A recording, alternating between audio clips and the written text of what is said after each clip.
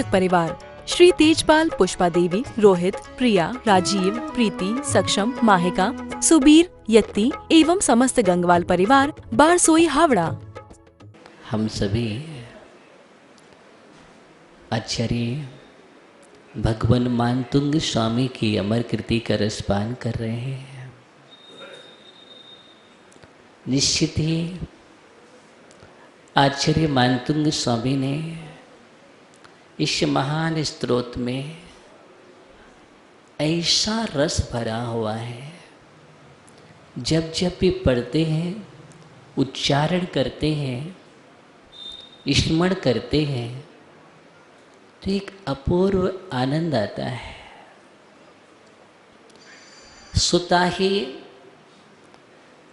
मन हमारा गुणगान से भर जाता है, वचन स्तुति रूप में मुखर हो जाते हैं और काय अपने आप में नम्रीभूत हो जाते हैं।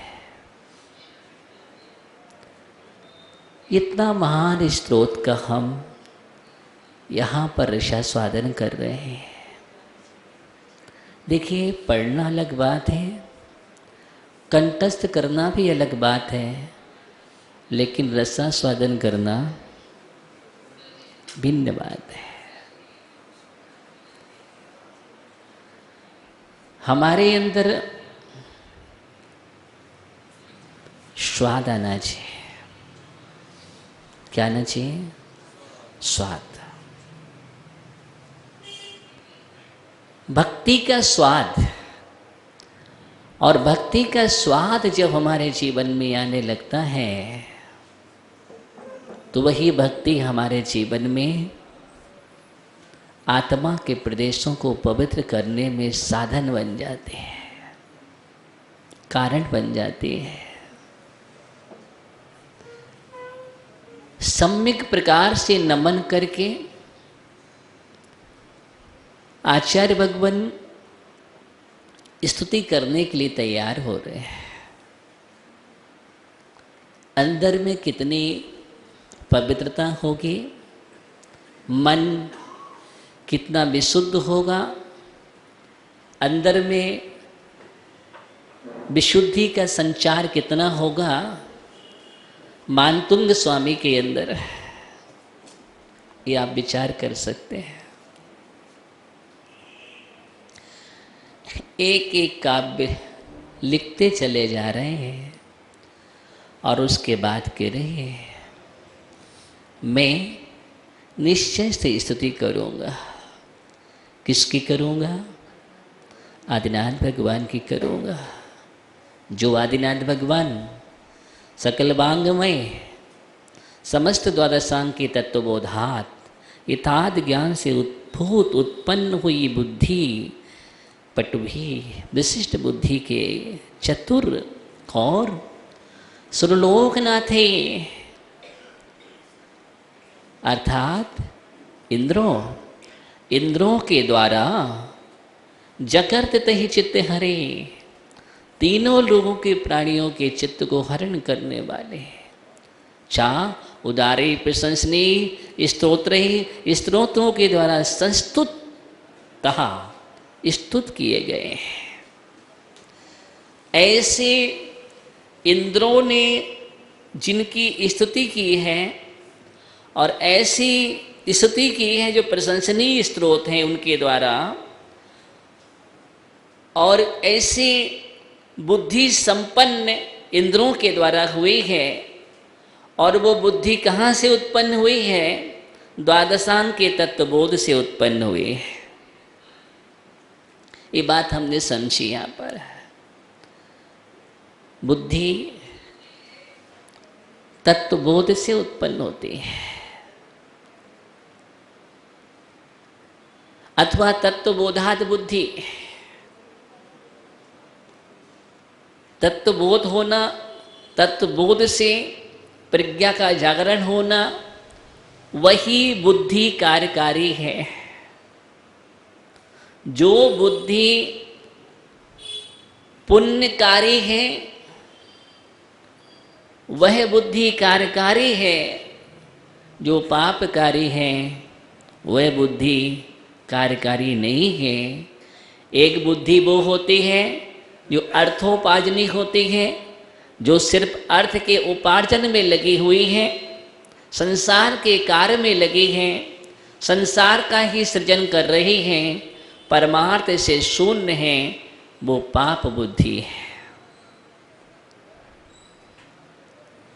पाप बुद्धि है और वो बुद्धि तत्वबोध से नहीं अतत्व से उत्पन्न हुई है, या तत्वबोध का अभाव, तत्वबोध नहीं होने के कारण, तत्व ज्ञान शून्य होने के कारण सबसे ज़्यादा प्रयोजनभूत अगर कोई चीज है तो वो तत्वबोध है। आचार्य मानतुंग स्वामी की निर्मल बुद्धि जो तत्वबोध से उत्पन्न हुई थी, निरंतर जिन्होंने स्वाध्याय किया है, पठन पाठन किया है, द्वादशांग का, जिनवाणी का, देशना का, उससे ही ऐसी प्रखर और विशुद्ध पवित्र बुद्धि का जागरण होता है। इसका मतलब है कि हमारे जीवन में स्वाध्याय कितना आवश्यक बिंदु है, शास्त्रों का अध्ययन करना कितना आवश्यक है। जब तक हम शास्त्र स्वाध्याय नहीं करेंगे, जिनवाणी का पठन पाठन नहीं करेंगे, तब तक हमारे जीवन में इस प्रकार की बुद्धि उत्पन्न नहीं होती है। बुद्धि तो बहुत लोगों के पास होती है, लेकिन ऐसी बुद्धि आचार्य मानतुंग स्वामी जैसी महान विशिष्ट आत्मा के अंदर ही उत्पन्न होती है। आचार्य शमंत पद स्वामी जैसे, पूज्यपाद स्वामी जैसे, बादीराज स्वामी जैसे, कुमुदचंद्र आचार्य जैसे महान महान आचार्यों, निर्ग्रंथों के पास ही उत्पन्न होती हैं, अथवा विशिष्ट विशिष्ट जो आस्थावंत भक्त हैं, धनंजय जैसे कवि हैं, इनके पास ही ऐसी बुद्धि उत्पन्न हो पाते हैं। इस बुद्धि की उत्पत्ति हो जाना भी एक महान पुण्य है। बुद्धि जो हमें परमार्थ में ले जाए, मोक्ष मार्ग में ले जाए, धर्म से जोड़े, कर्तव्यों से जोड़े, वही सुबुद्धि है और वही बुद्धि उपादेय है। क्या है?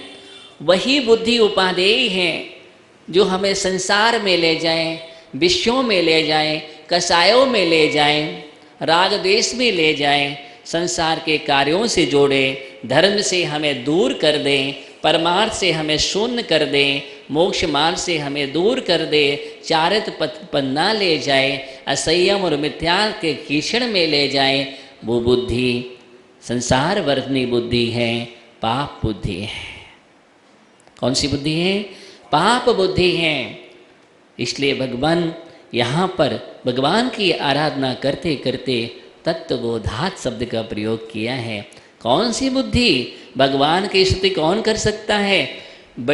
सुंदर सुंदर स्तोत्रों की रचना कौन कर सकता है? सुंदर सुंदर स्तुति स्तोत्र कौन लिख सकता है? किसके अंदर से ऐसी उद्भूति होती है, ऐसे उद्गार होते हैं, गुणानुवाद होते हैं, जिसके अंदर इस प्रकार की बुद्धि उत्पन्न हुई है, वही गुणानुवाद कर सकता है। बुद्धि ही नहीं है, क्या करेगा गुणानुवाद? बुद्धि ही नहीं है तो क्या समझेगा भगवान कौन है, तीर्थंकर कौन है, दिगंबर का क्या स्वरूप होता है, निर्गंथ कौन होते हैं, धरती के देवता परमेष्ठी होते हैं, कौन समझता है? जिसके अंदर सम्यक बुद्धि उत्पन्न हुई है, अंततः तो बुद्धि की उपज है। और बुद्धि कहाँ से कहाँ ले जाती है? बुद्धि में जब अहम जुड़ जाता है या बुद्धि में जब पवित्रता नहीं होती है, कुबुद्धि बन जाती है, तो वो बुद्धि तो परमेष्ठी की अवमानना करने के लिए भी तैयार हो जाते हैं। गुरुओं की अवमानना करने के लिए तैयार होने वाली अगर बुद्धि है तो उस बुद्धि का नाम कुबुद्धि है। क्या है? वो पाप बुद्धि है। कौन सी बुद्धि है? वो पाप बुद्धि है ज्ञानी, वो पाप बुद्धि है। अगर कोई गद्दी पर बैठ करके भी, इस पर अगर कोई गद्दी पर बैठ करके भी गलत व्याख्यान करता है, धर्म के विरुद्ध व्याख्यान करता है, या बैठ करके कोई जहर उगलता है, आग लगाने वाली बात करता है, तोड़ने वाली बात करता है, लोगों की श्रद्धा और आस्था को खंड खंड करने की बात करता है, वो बुद्धि नहीं है, कुबुद्धि है। जो गुरुओं को नहीं समझ पाता है कि आखिर निर्गंत निर्गंत होते हैं, दिगंबर दिगंबर होते हैं, परमिष्टि परमिष्टि होते हैं, ऐसी कुबुद्धि पतित करती है स्वयं को और लोगों को भी नीचे गिराने में कारण बन जाती है। इसलिए ऐसे वक्ताओं से भी सावधान रहना चाहिए। ऐसे वक्ताओं से सावधान रखना चाहिए जो गद्दी पर बैठ करके कुछ भी बकने लगते हैं, बोलते बोलते वक्ता तो हो गए हैं, लेकिन जिन्हें आता ही नहीं है कि आगम क्या कह रहा है, शास्त्र क्या कह रहे हैं, संस्कृति क्या कह रही है, हमारा इतिहास क्या कह रहा है, धर्म क्या कह रहा है, सब कुछ एक तरफ रख देते हैं और बस बोलने की आदत पड़ गई है।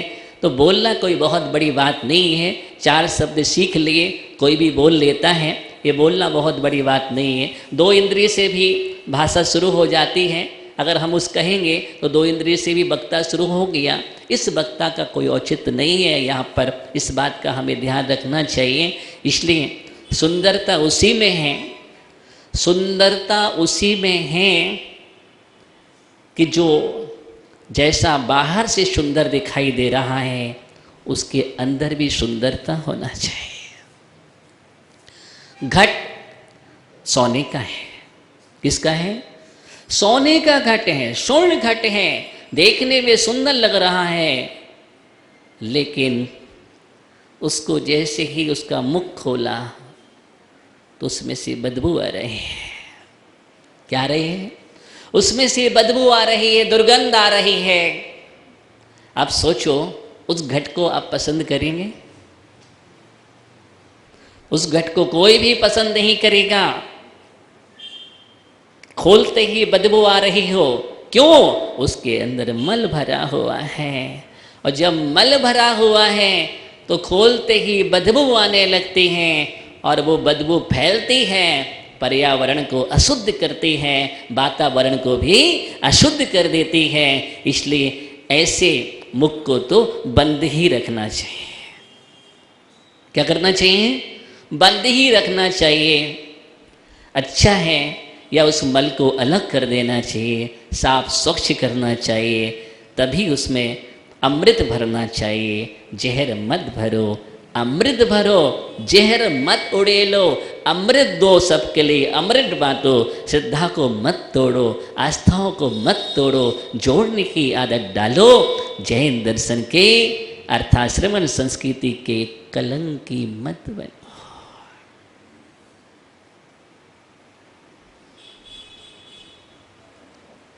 मैं बात कर रहा हूं कि निश्चित ही इतना तत्वबोध से जब बुद्धि उपजती है, किससे? तत्वबोध से बुद्धि जब उपजती है तो अच्छा वातावरण निर्मित करती है। क्या करती है? अच्छा वातावरण निर्मित करती है। और जब बुद्धि तत्वबोध से हटकर के होती है तो वातावरण में जहर घोल देती है। क्या करती है? वातावरण में जहर घोल देती है। इसलिए हमेशा बोलो, अच्छा बोलो। क्या बोलो? बोलो, अच्छा बोलो, आगम से बोलो। अनुविची भाषण की बात कही गई है, आगम के अनुसार बोलना चाहिए।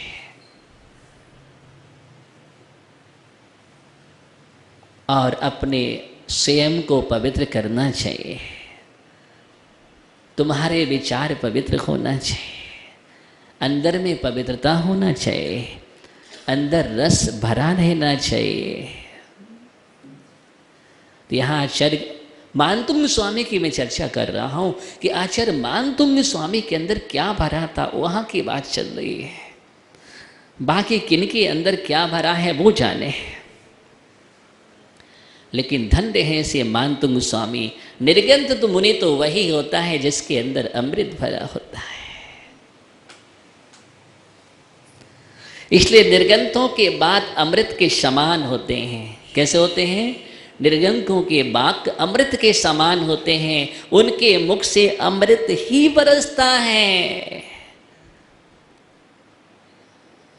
क्या बरसता है? अमृत बरसता है।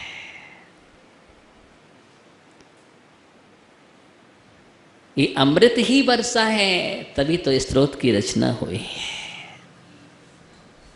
किसकी? स्तोत्र की रचना करो, अपने मुखार बिंद बनाओ। क्या करो? मुखार बिंद, मुख चंद्र अमृत झरे। क्या झरता है? अमृत झरता है। झरना और अमृत झरते हैं तभी ग्रंथ निर्गंथों के मुख से निकल करके लेखनी से ग्रंथ बन जाते हैं। क्या बन जाते हैं? ग्रंथ बन जाया करते हैं। यहाँ पर हम मानतुंग स्वामी के ग्रंथ को पढ़ रहे हैं। ये ग्रंथ ही है। आप कहेंगे स्तोत्र है? नहीं, स्तुति का बड़ा ग्रंथ है। इसका है? अरे आचार्यों ने बड़े बड़े ग्रंथ भी लिखे हैं, स्तोत्र ग्रंथ हैं। अगर बात कही जाए, आप्त मीमांसा जैसा विशाल ग्रंथ समुद्रभद्र स्वामी ने लिखा है। कौन सा ग्रंथ लिखा है? आप्त मीमांसा। उसका नाम देवागम स्तोत्र है। क्या है? देवागम स्तोत्र है उसका नाम। तो स्तोत्र एक ग्रंथ बन गया। महान न्याय से उन्होंने स्तुति की है, भगवान की आराधना की है और उस पर विशाल विशाल टीका ग्रंथ लिखे हैं। आप्त मीमांसा ग्रंथ, आप्त अष्टशती ग्रंथ उसी पर अकलंग स्वामी ने, और फिर अष्ट सहस्त्री जैसा महान ग्रंथ लिख दिया उसी पर। पुण्यार्चक परिवार श्री तेजपाल, पुष्पा देवी, रोहित, प्रिया, राजीव, प्रीति, सक्षम, माहिका, सुबीर, यत्ती एवं समस्त गंगवाल परिवार, बारसोई, हावड़ा